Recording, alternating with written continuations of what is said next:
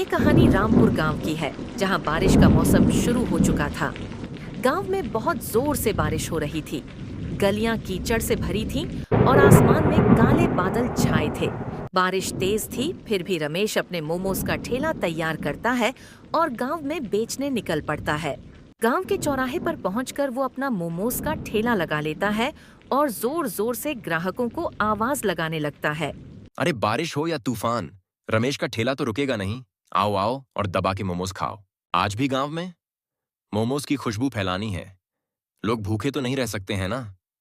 बारिश में भी गर्मा गर्म मोमोज सबको पसंद आएंगे। देखते देखते कुछ देर बाद बारिश रुक जाती है। कुछ लोग बाहर निकलते हैं और रमेश के ठेले पर रुकते हैं। आओ भाई आओ, बताओ कितने प्लेट मोमोज लगाऊं। अरे रमेश, कितने क्या? देख हम दो हैं, तो दोनों के लिए एक एक प्लेट लगा दे। रमेश दोनों को एक एक प्लेट मोमोज के दे देता है। मोमोज का एक पीस खाने के बाद राजू रमेश से कहता है। अरे रमेश, ये मोमोज तो गीले हो गए हैं। बारिश में तूने इन्हें ढक कर क्यों नहीं रखा? इनका स्वाद तो बिल्कुल फीका लग रहा है। अरे राजू भाई, बारिश का मौसम है, थोड़ा तो गीला होगा ही, लेकिन स्वाद तो वही है जैसा रोज का होता है। एक पीस और खाकर देखो, शायद पसंद आ जाए। नहीं रमेश, इनका स्वाद बिल्कुल बेकार है। पूरा मुंह का स्वाद ही खराब हो गया। बारिश में मोमोज लेकर ही गलती कर दी। अगली बार सूखे मोमोज लाना, तब बात बनेगी। इतना कहकर दोनों ग्राहक वहां से निकल जाते हैं, पर उनकी बातों से रमेश उदास हो जाता है। लगता है आज का दिन खराब है, लेकिन हिम्मत नहीं हारनी। ठीक है, कल और बेहतर मोमोज बनाकर लाऊंगा, ताकि लोगों को पता चल जाए कि बारिश हो या ना हो, रमेश के मोमोज हमेशा स्वादिष्ट होते हैं। देखते देखते फिर धीरे धीरे बरसात शुरू हो जाती है। रमेश दिन भर मेहनत करता है, लेकिन मोमोज गीले होने के कारण किसी को उसके मोमोज पसंद नहीं आते। बारिश की वजह से उसके मोमोज बहुत कम बिकते हैं, जिस कारण उसे बहुत बुरा लगता है और निराश होकर घर की ओर लौटता है। रमेश गीला घर लौटता है। उसके कपड़े बारिश से पूरी तरह से भीग चुके थे और चेहरा थकान और निराशा से भरा हुआ था। उसके घर लौटने के बाद उसकी पत्नी सरिता उसका उदास चेहरा देखकर चिंतित हो जाती है। क्या हुआ जी? आज आपने अपनी ये हालत क्यों बना रखी है? लगता है आज बारिश के चलते आपके मोमोस नहीं बिके। चेहरा तो बता रहा है कि आज कुछ ठीक नहीं हुआ। बोलिए, मोमोस बिके कि नहीं? हाँ सरिता, क्या बताऊं, बारिश ने सारा खेल बिगाड़ दिया। लोग मोमोज खरीद तो रहे थे, पर सब कह रहे थे कि गीले हो गए हैं, जिस कारण उनका स्वाद बिगड़ गया है। मोमोज बिके तो है, परंतु कुछ ही बिके। मैंने तो दिन भर गलियों में ठेला घुमाया, परंतु इस मौसम ने साथ नहीं दिया। यही मेरी परेशानी की बात है। अगर रोज रोज ऐसा रहा तो हमारा क्या होगा? ठेले का खर्चा, घर का खर्चा, सब कैसे चलेगा? कुछ और सोचना पड़ेगा, नहीं तो मुश्किल हो जाएगी। हाँ सरिता, चिंता तो मुझे भी है, पर हम हार नहीं मान सकते। कल मैं फिर से कोशिश करूंगा। शायद मौसम सुधर जाए और लोग फिर से मोमोज खाने आए। बस थोड़ा सब्र रखना होगा। फिर क्या था, रमेश और सरिता चुपचाप रात का खाना खाने लगते हैं। कमरे में सन्नाटा था और दोनों के माथे पर चिंता की लकीरें थीं।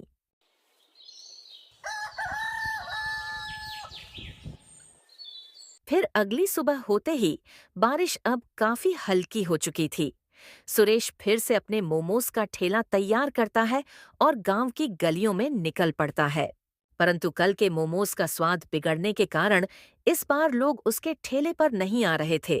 लगता है कल की बात सबके दिमाग में अटक गई है। लोग शायद सोच रहे हैं कि मोमोज फिर से गीले होंगे। देखते देखते सुबह की दोपहर हो जाती है, पर एक भी व्यक्ति उसके ठेले पर नहीं आया था। क्या हो गया है लोगों को? कोई ठेले पर आ ही नहीं रहा।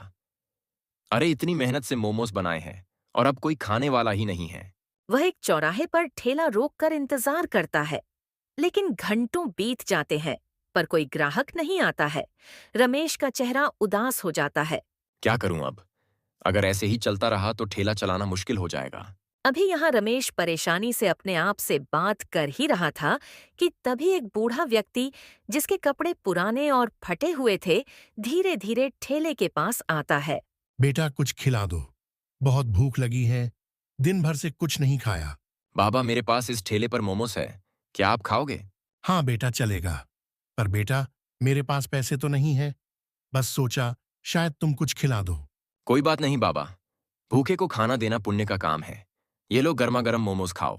बूढ़े बाबा रमेश के दिए मोमोस बड़े चाव से खाते हैं। बेटा, तेरा दिल तो सोने जैसा है।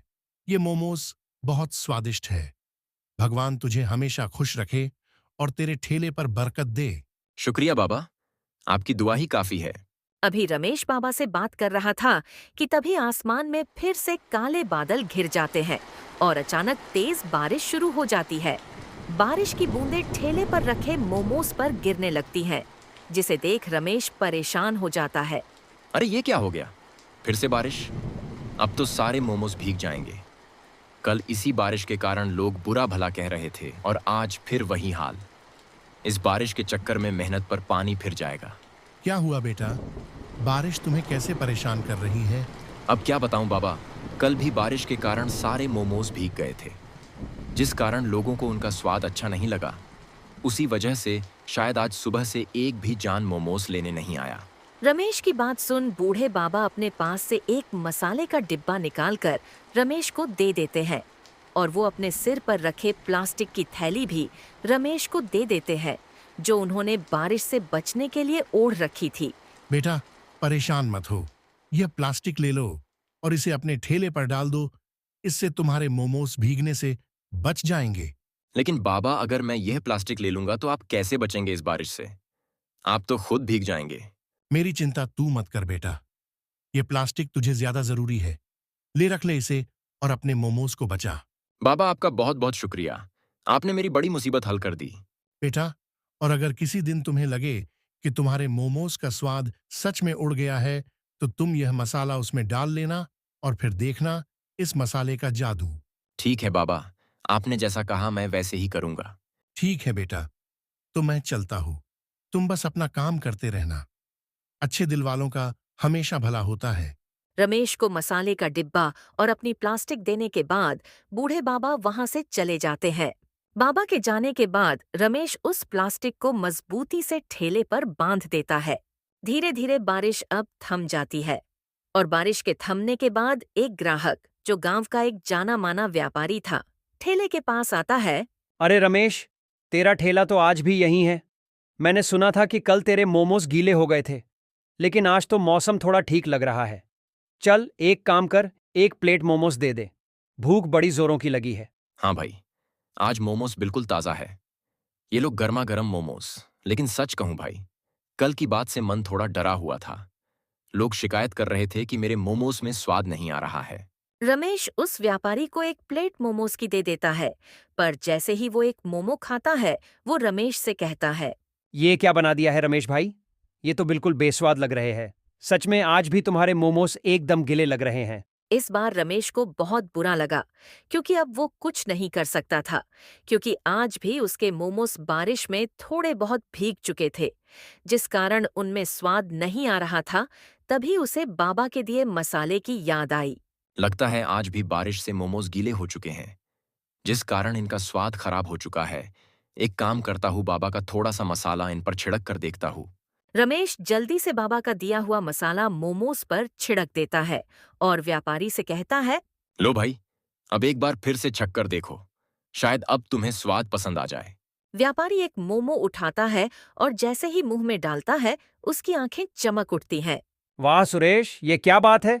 यह मोमोज तो लाजवाब हैं। ऐसा स्वाद तो मैंने पहले कभी नहीं चखा। ना ज्यादा तेल, ना गीले, बस एकदम कुरकुरे और मसालेदार। तूने तो आज कमाल कर दिया। सच में भाई, तुम्हें इतना पसंद आया? शुक्रिया। शायद आज का दिन अच्छा है। चलो एक और प्लेट मोमोज खाओ, पर यह मेरी तरफ से। अरे इतनी उदारता। ठीक है, ला एक और प्लेट दे दे।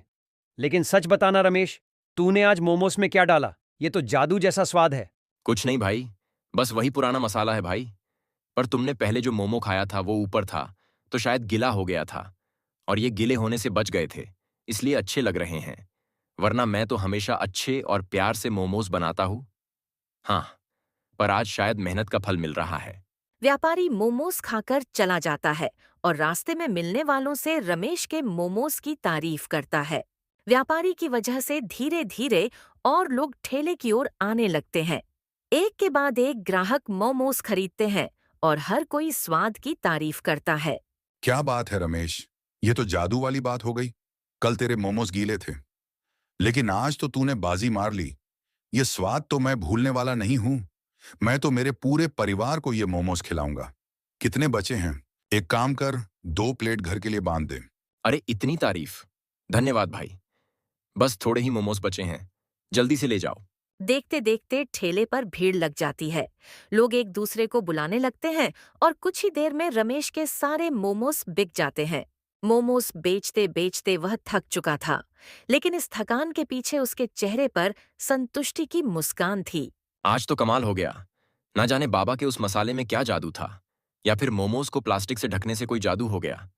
लेकिन जो कुछ हुआ, हुआ तो कमाल है। चलो, अब घर जाकर सरिता को यह खुशखबरी सुनाता हूँ। वो तो ये खबर सुनकर खुशी से पागल हो जाएगी।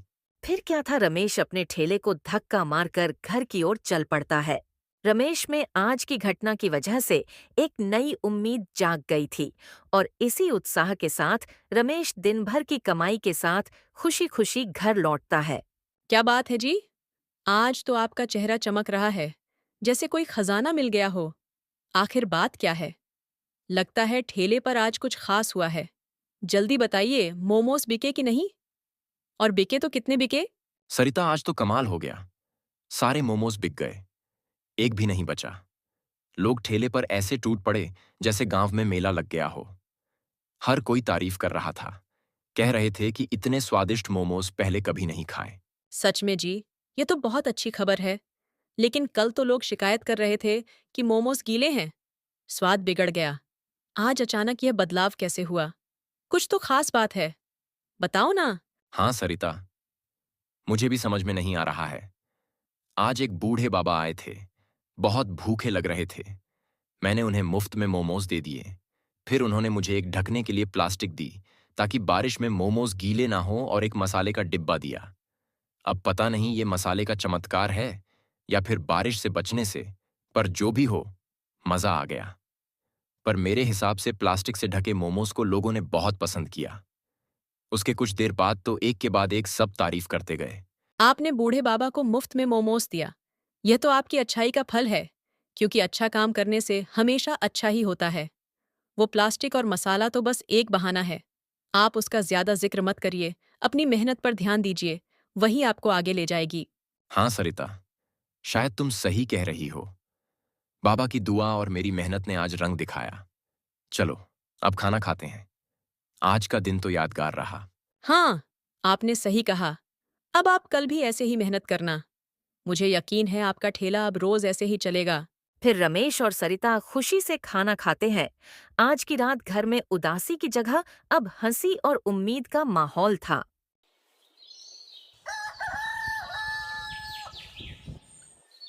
अगले दिन भी काफी बारिश हो रही थी। फिर भी सुरेश अपने ठेले को तैयार करता है और वह अपने ठेले पर बाबा की प्लास्टिक को मजबूती से लगाता है। फिर वह ठेले को धक्का मारकर गांव की गलियों में निकल पड़ता है, पर वो बाबा का मसाले का डिब्बा ले जाना भूल जाता है। उसका जोश देखकर कुछ लोग ठेले की ओर आकर्षित होते हैं, लेकिन मोमोज खाने के बाद उनकी प्रतिक्रिया पहले जैसी नहीं होती। अरे रमेश, ये क्या बात है? ये मोमोज तो कल के जैसे स्वादिष्ट नहीं हैं। कल तो तेरे मोमोज खाते ही मन खुश हो गया था। ऐसा जादुई स्वाद था। आज कुछ कमी सी लग रही है। तूने मसाला तो वही डाला ना?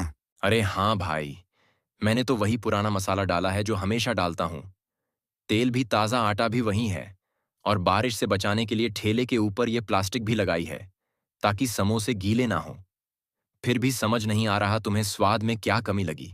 पता नहीं रमेश, लेकिन वो पुराना जादू आज नहीं है। शायद बारिश का असर है या कुछ और। अगली बार पहले जैसे मोमोस लाना, तभी खाऊंगा। रमेश को कुछ समझ नहीं आ रहा था क्या बात है। तभी उसे अचानक से बाबा के मसाले की याद आई। लगता है कल जो जादू चला था वो बाबा के मसालों का था, और आज तो मैं उन्हें लाना भी भूल गया हूँ। अभी रमेश अपने आप से बात कर रहा था कि तभी उसके ठेले पर एक ग्राहक मोमोस लेने आता है। अरे रमेश भाई, मैंने सुना है तुम्हारे मोमोज के स्वाद में जादू है, जरा मुझे भी तो चखाना। हाँ भाई, बस 1 मिनट रुकना। रमेश उस ग्राहक के लिए थोड़े नीचे से मोमोस निकालकर एक प्लेट लगाता है, पर उसे खाते ही वो ग्राहक उससे कहता है, ये कैसा जादुई स्वाद है? मैंने तो सुना था कि तेरे मोमोज पूरे गांव में मशहूर हैं। तभी तो मैं उनका स्वाद लेने तेरे यहाँ आया था। लेकिन तेरे मोमोस भी बाकियों की तरह बस ठीक ठाक है। लोग तो कह रहे थे कि एक प्लेट मोमोस खाने के बाद दूसरा मांगने का मन करता था। ऐसे मोमोस तो दूसरे भी बना लेंगे, इनमें ऐसा क्या खास है?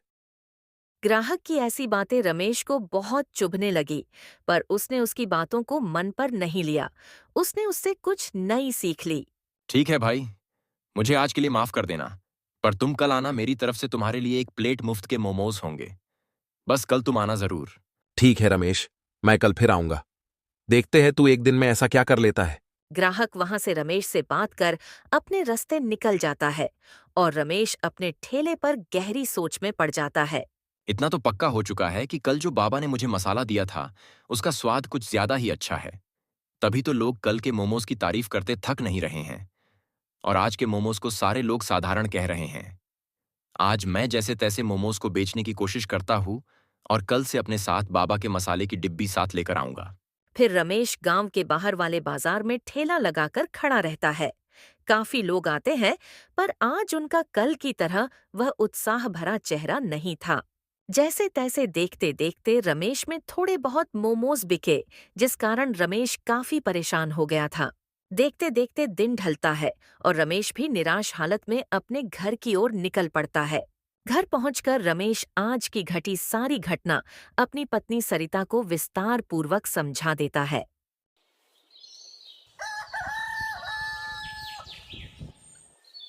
फिर अगली सुबह रमेश फिर अपने ठेले को प्लास्टिक लगाकर तैयार करता है, और आज उसने अपने साथ बूढ़े बाबा की मसाले की डिब्बी अपने साथ ले ली थी। रमेश फिर वह ठेला लेकर गांव की गलियों में निकलता है। मोमोज का ठेला अच्छी तरह से बाबा की दी हुई प्लास्टिक से ढका हुए था। चौराहे पर ठेला रुकते ही एक ग्राहक आता है और मोमोज खाने के लिए मांगता है। पर इस बार मोमोज की प्लेट देने से पहले रमेश उस पर बाबा के मसाले को छिड़क देता है, और फिर जैसे ही वह उसे खाता है, फिर तो तारीफ ही करता रहता है। फिर यह खबर गांव में फैलती है और ठेले पर भीड़ लग जाती है। लोग मोमोज की तारीफ करते हैं और जल्दी ही सारे मोमोज बिक जाते हैं। रमेश थका हुआ था, लेकिन खुश था। वह ठेला समेत ते समय वह मसाले को देखता है और समझ जाता है कि इसमें कोई खास शक्ति है। वह मसाले को संभाल कर रखता है और खुशी खुशी घर की ओर चल पड़ता है। रमेश घर पहुंचता है और सरिता को खुशी खुशी बताता है कि आज सारे मोमोस बिक गए और लोग बार बार तारीफ करते रहे। सरिता, आज फिर वही हुआ। जैसे ही बाबा का मसाला डाला, सबने कहा कि रमेश के मोमोज का कोई जवाब नहीं। आज तो ठेले पर इतनी भीड़ थी कि सारे मोमोज कुछ ही देर में खत्म हो गए। देखा जी, ये सब आपकी मेहनत और नेक दिल का फल है। बाबा का मसाला बस सहारा है, असली स्वाद तो आपकी लगन और मेहनत का है। रमेश मुस्कुराता है और मन ही मन उस बूढ़े बाबा को याद करता है। उसे यकीन हो जाता है कि मेहनत और अच्छे कर्म हमेशा रंग लाते हैं। उस दिन के बाद रमेश का ठेला पूरे गांव में मशहूर हो गया। बारिश हो या धूप, लोग रमेश के ठेले पर मोमोज खाने जरूर आते। ये कहानी सुधापुर नाम के एक छोटे से गांव की है, जहां इन दिनों बरसात का मौसम शुरू हो चुका था और बिजली के कड़कड़ाहट के साथ बहुत जोरदार बरसात हो रही थी। इसी गांव में मनोज नाम का एक व्यक्ति अपनी पत्नी लीला के साथ रहता था। मनोज ज्यादा पढ़ा लिखा नहीं था और उसके पास कोई खेत भी नहीं था, इसलिए वो गांव-गांव घूम-घूम कर कूड़ा कबाड़ा उठाया करता था। वो दिन भर जितना भी भंगार इकट्ठा करता था, उसे वो गांव के भंगार की दुकान में लाकर बेच देता था। परंतु उससे जो पैसे मिलते, वो सिर्फ घर का चूल्हा जलाने और जरूरी खर्चों तक ही सीमित रहते थे। बारिश के मौसम में तो हालत और भी खराब हो जाती, क्योंकि गीले कबाड़ का भाव और भी कम लग जाता था। कई बार तो मनोज को दिन भर मेहनत करने के बाद भी इतना नहीं मिलता कि अपने परिवार को पेट भर खाना खिला सके। इस वजह से मनोज को उसके पुराने टूटी-फूटी झोपड़ी में अक्सर भूख, बारिश में टपकते पानी और ठंडी के मौसम में ठंड का सामना करना पड़ता था। उस रात मौसम बेहद खराब था। मूसलधार बारिश के साथ ठंडी हवाएं भी चल रही थीं और बिजली की चमक से पूरा गांव कांप सा रहा था। अजी, बारिश के मौसम ने अब कहर ढाना शुरू कर दिया है। 2 दिन से लगातार बारिश हो रही है। न धूप निकली न कपड़े सूख पाए। घर में हर तरफ नमी ही नमी भर गई है और ऊपर से छत भी टपक रही है। अगर यूं ही बारिश चलती रही तो खाने को कुछ भी नहीं बचेगा। हाँ लीला, तुम ठीक कह रही हो, लेकिन अब करें भी तो क्या? बारिश ने तो सबको बेहाल कर रखा है। गांव के खेत भी पूरी तरह पानी में डूब गए हैं। इस बारिश के कारण भंगार की कीमतों में भी असर पड़ा है। सारा सामान गीला हो चुका है, जिस कारण उसकी सही कीमत नहीं मिल रही है। मनोज की आवाज में थकान और लाचारी साफ झलक रही थी। रोज की मेहनत के बाद भी जब जेब खाली रह जाती तो मनोज के लिए घर लौटना और भी भारी पड़ता था। हाँ जी, मैं जान रही हूँ आपकी परेशानी। पिछली बार भी लालचंद जी ने गीले कबाड़ का आधा ही भाव दिया था, मगर इस बार अगर ऐसा हुआ तो हम बड़ी परेशानी में फंस जाएंगे। ऐसा ही चलता रहा तो इस महीने का राशन कैसे आएगा? सच कह रही हो लीला, बरसात में तो जैसे हमारी किस्मत भी भीग जाती है। ऊपर से ये छप्पर एक एक जगह से टपक रहा है। बाहर मूसलधार बारिश थी, लेकिन अंदर झोपड़ी में भी हालात उससे कुछ कम नहीं थे। जगह जगह पानी जमा हो चुका था और मिट्टी की दीवारें नमी से गलने लगी थीं। अजी, हमें कोई मजबूत इंतजाम करना होगा, वरना एक दिन ये घर ही हमारे ऊपर गिर पड़ेगा। हाँ लीला, मुझे भी डर लग रहा है, पर मैं करूँ तो करूँ क्या? कहाँ से लाऊं इतने पैसे? मेरे पास तो घर के राशन के लिए भी पैसे नहीं हैं। अजी, तो आप ही बताइए क्या करेंगे? बस बैठे रहेंगे बारिश थमने का इंतजार करते? कल अगर मौसम थोड़ा थमा तो मैं लालचंद जी की दुकान जाऊंगा।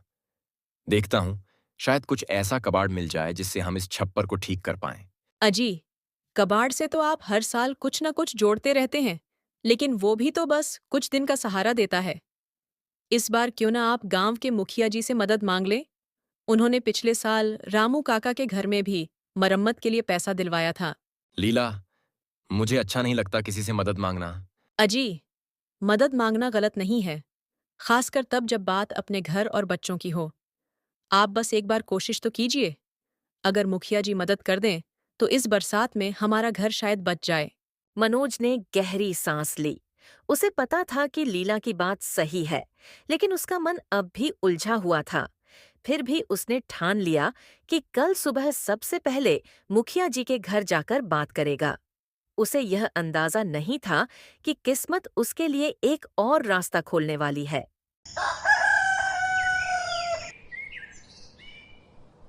अगली सुबह बारिश थोड़ी थमी, लेकिन आसमान में अब भी काले बादल छाए हुए थे। मनोज भी मुखिया के पास जाने के लिए तैयार था, परंतु जाने से पहले उसने लीला से कहा, लीला, मैं जा रहा हूँ मुखिया जी के पास। देखता हूँ क्या कहते हैं। जी, हिम्मत रखिए और जो भी हो, इज्जत से बात कीजिए। उन्हें हमारे घर की हालत साफ साफ बता दीजिएगा। हाँ लीला, मैं उन्हें सब कुछ बता दूंगा कि हम पर क्या बीत रही है। लीला को दिलासा देकर मनोज मुखिया से मिलने निकल पड़ा। बारिश लगभग थम चुकी थी, लेकिन आसमान में अब भी काले बादल मंडरा रहे थे। इन्हें देखकर मनोज ने अपनी चाल तेज कर दी और मुखिया के घर की ओर बढ़ने लगा।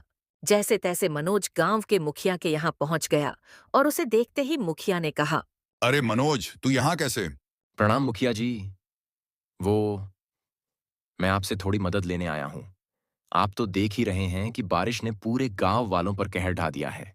हाँ तो उसमें क्या, बारिश का मौसम है। बारिश नहीं होगी तो ठंड कैसे पड़ेगी? कैसी बातें कर रहा है मनोज तू?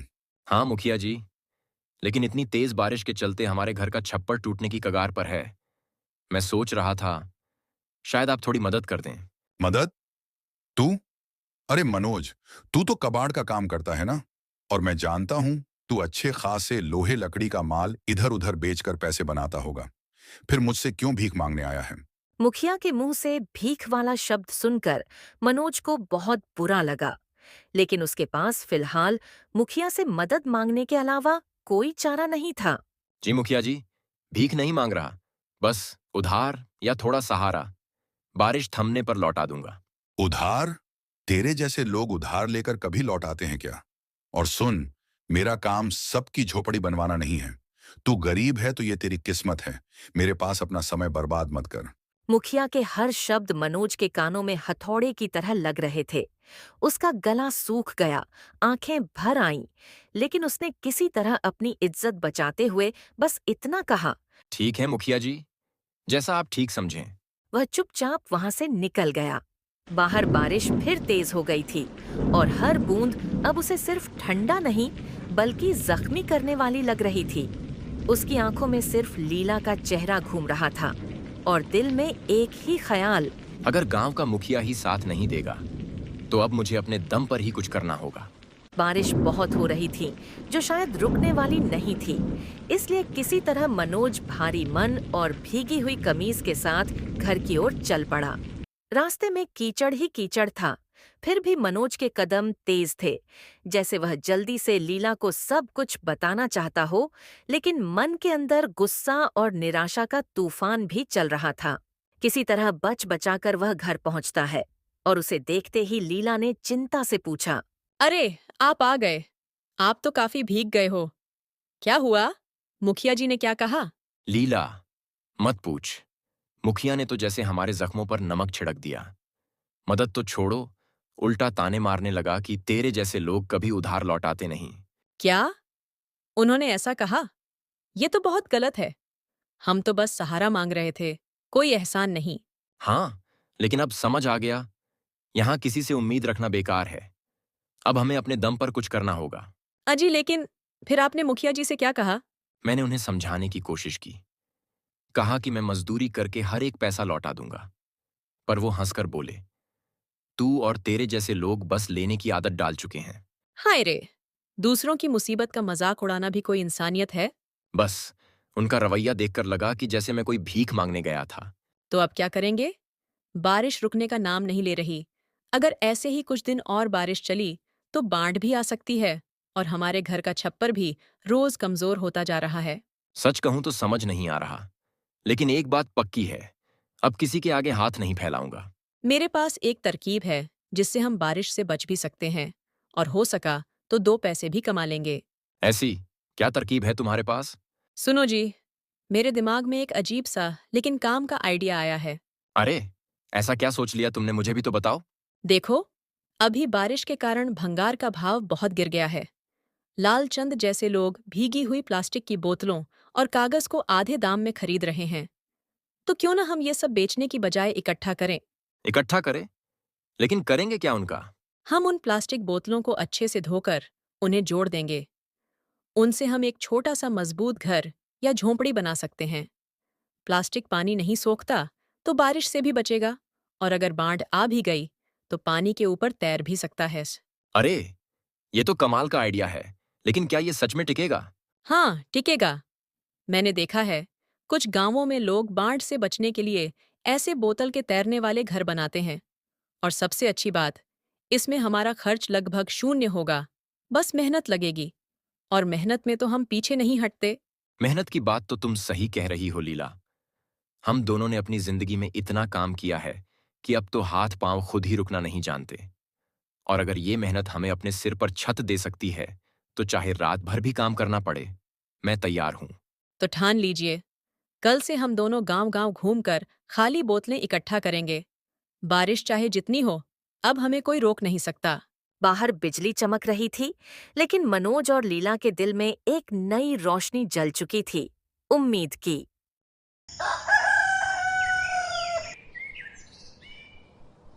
अगली सुबह होते ही मनोज और लीला ने अपने पुराने झोले को उठाया और अलग अलग रास्तों पर निकल पड़े। मनोज गली गली मोहल्लों में जाकर लोगों से खाली बोतलें मांगता और समझाता कि ये फेंकने की चीज नहीं बल्कि काम की दौलत है। उधर लीला घर घर जाकर औरतों से कहती, बहन, जो बोतलें और डिब्बे काम के नहीं, हमें दे दो। हम उनका सही इस्तेमाल करेंगे। कई लोग हंसकर टाल देते तो कुछ लोग दया दिखाकर बोतलें दे देते। धीरे धीरे उनके पास बोतलों का छोटा सा ढेर बनने लगा और देखते ही देखते वह ढेर उम्मीद के पहाड़ में बदल गया। अब हर बोतल उन्हें सिर्फ कचरा नहीं लगती थी, बल्कि अपने आने वाले घर की एक ईंट जैसी दिखाई देती थी। मनोज और लीला जब भी उस ढेर को देखते, उनके चेहरे पर मुस्कान आ जाती और थकान कहीं गायब हो जाती। उन्हें महसूस होने लगा था कि मेहनत सच में सपनों को आकार दे सकती है। कुछ ही दिनों में मनोज और लीला ने मिलकर काफी बोतलें जमा कर ली थीं। बोतलों का ढेर धीरे धीरे इतना बड़ा हो गया कि अब उसे गिन पाना मुश्किल हो गया। उन दोनों ने मिलकर घर के आंगन में 4 बांसों को जोड़कर एक छोटी सी जगह बना दी, जहां वो सारी बोतलें रख रहे थे। अब समय आ चुका था उन बोतलों से एक छोटा सा घर बनाने का, इसलिए मनोज और लीला उन्हें जोड़ने के तरीके सोचने लगे। लीला, अब हमारे पास इतनी बोतलें इकट्ठा हो चुकी है कि हम हमारे रहने लायक एक घर बना सके। हाँ जी, और ये घर हमारी मेहनत की सबसे बड़ी निशानी होगी। कुछ ही हफ्तों की मेहनत के बाद मनोज और लीला ने आखिरकार अपना बोतलों वाला छोटा सा घर खड़ा कर ही लिया। जब दीवारें जुड़कर सीधी खड़ी हुईं और ऊपर छत भी कसकर बांध दी गई, तो दोनों की आंखों में चमक आ गई। ये घर भले ही साधारण था, लेकिन उनके लिए किसी महल से कम नहीं था। धीरे धीरे आसमान में काले बादल छा गए और तेज बारिश शुरू हो गई। गांव के कच्चे मकान टपकने लगे, छप्पर टूटने लगे और लोग अपनी अपनी चीजें बचाने में जुट गए। लेकिन मनोज और लीला अपने नए घर के अंदर शांति से बैठे थे। देखो जी, एक भी बूंद अंदर नहीं आ रही। हाँ लीला, ये घर हमारी मेहनत का सच्चा इनाम है। बाहर पानी बरस रहा था, लोग परेशान थे, लेकिन मनोज लीला के घर में सूखापन और सुरक्षा थी। उस रात उन्होंने पहली बार बिना डर के बारिश की आवाज सुनी और महसूस किया कि मेहनत सच में तूफानों से बचाने वाली दीवार बन सकती है।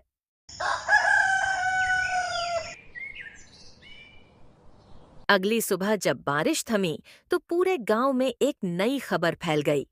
मनोज ने बोतलों से घर बना लिया है और उस पर एक भी बूंद पानी नहीं टपकी। यह सुनकर गांव के लोग हैरान रह गए और समूह बनाकर मनोज के घर की ओर चल पड़े। अरे, सचमुच? देखो तो सही, इतना तेज पानी गिरा, लेकिन इस घर में न कहीं छत टपकी और न ही दीवार गीली हुई। ये तो सचमुच कमाल हो गया। जो कचरा सब फेंकते थे, उसी से घर खड़ा हो गया।